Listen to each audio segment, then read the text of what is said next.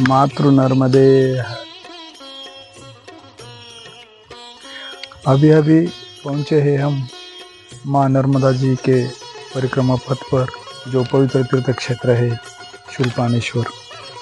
और शूलपाणेश्वर का ये हरिधाम आश्रम, जहाँ परिक्रमावासियों के लिए रहने की और भोजन की व्यवस्था होती है। ये भगवान शिव जी का मंदिर था। दर्शन लेते आश्रम के अंदर, और बिल्कुल माता जी के तट पर ही है ये आश्रम। बहुत ही आनंद देने वाली जगह, बहुत ही आनंददायी जगह। देखो ये जो हॉल दिखाई दे रहा है आपको, ये परिक्रमावासियों के लिए है। यहाँ सब कुछ सुविधा होती है और बिल्कुल माता जी के तट पर है। यहाँ से देखो माता जी 20 फुट पर, 20 फुट की दूरी पर। मातृ नर्मदे।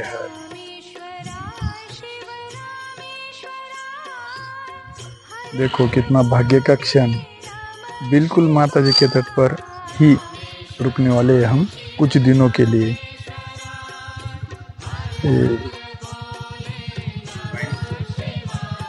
देखो सामने वल्लभ भाई पटेल इनका पुतला था। और ये जो है ये गौशाला है आश्रम की, जो गौ माता थके हुए परिक्रमावासियों को चाय छाछ सब कुछ उपलब्ध करवा देती है। ऐसे हमारी गौ माता 33 कोटि देवताओं का रूप। ये बहुत ही आनंदमय अनुभव।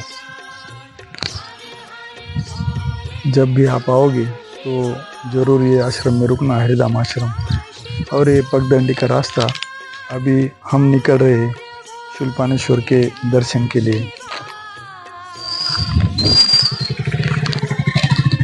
शूलपाणेश्वर जी का दर्शन लेना, शूलपाणेश्वर महादेव मंदिर, बहुत ही आनंद है। ये प्राचीन शूलपाणेश्वर जो मंदिर था वो मनविली गांव महाराष्ट्र के अंदर आता था। वो यहाँ से जो नया शूलपाणेश्वर मंदिर बना है, ये इससे लगभग एक 14-15 किलोमीटर की दूरी पर है।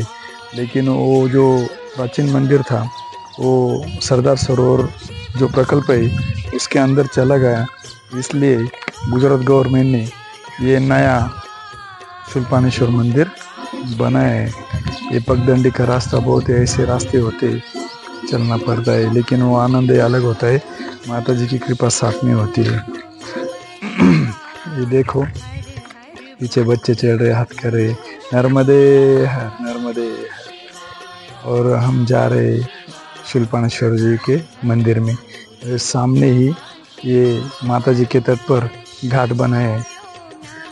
ये देखो सरदार वल्लभ भाई पटेल जी, उनका पुतला, बहुत ही बढ़िया।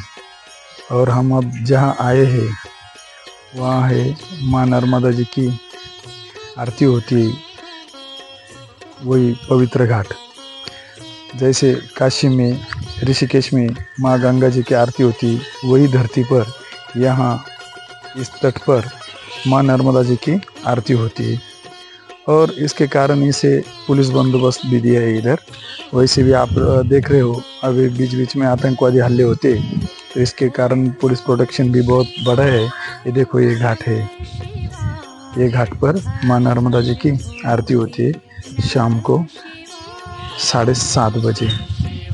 तो सामान्य जनों के लिए 6:30 बजे से के बाद आरती के लिए वहाँ एंट्री है, तब तक एंट्री नहीं है।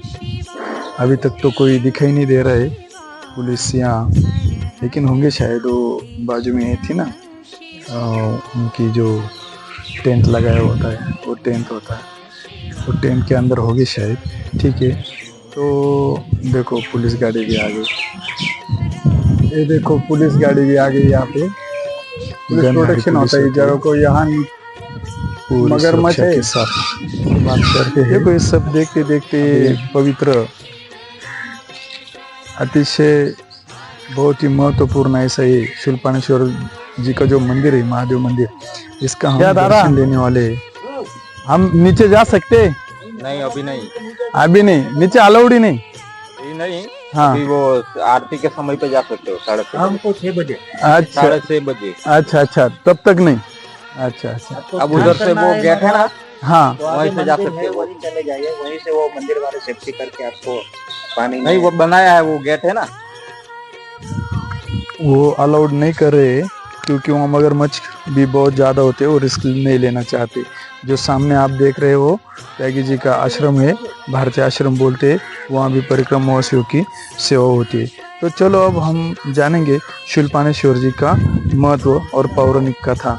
जब भगवान शिव जी अपने त्रिशूल से बहुत सारे राक्षसों का नाश किया था, लेकिन वो उनके जो खून के धब्बे थे वो अपने त्रिशूल से मिटते नहीं थे।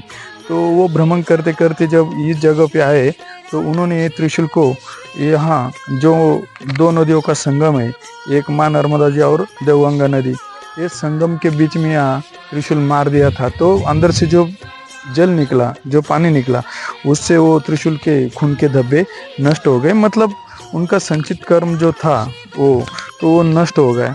कहने का तात्पर्य इतना ही है कि अगर हमने कुछ गलत कर्म किए हो जिससे हमने पाप हमारे संचित कर्म में जमा हो, तो अगर यहाँ आने के बाद दर्शन करोगे तो शूलपाणेश्वर जी जो महादेव मंदिर है, उनकी कृपा से अपना जो संचित कर्म का जो पापों का जो संचय वो नष्ट हो जाता है।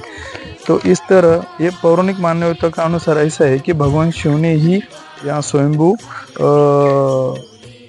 लिंग की स्थापना की थी। और यह भी मंदिर भृगु पर्वत के बहुत करीब है और घने जंगल सुरम्य शूलपाणेश्वर जो झरना है उसके बीच में ये मंदिर है। लेकिन अब ये सरदार सरोवर जो प्रकल्प है उसके अंदर से जा रहे चला गया है, क्योंकि अभी दर्शन दे रहे हैं का काम चल रहा है शूलपाणेश्वर जी हमसे तकलीफ ना हो महादेव मंदिर का।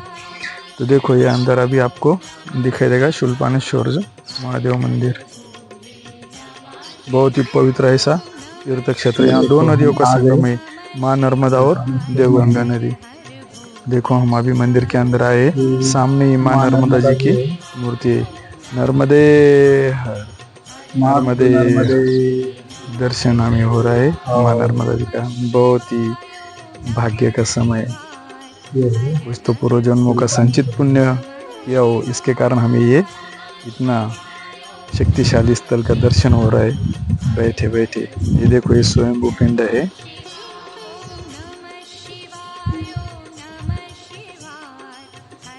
तो इस तरह हमने आज शूलपाणेश्वर जी का दर्शन किया।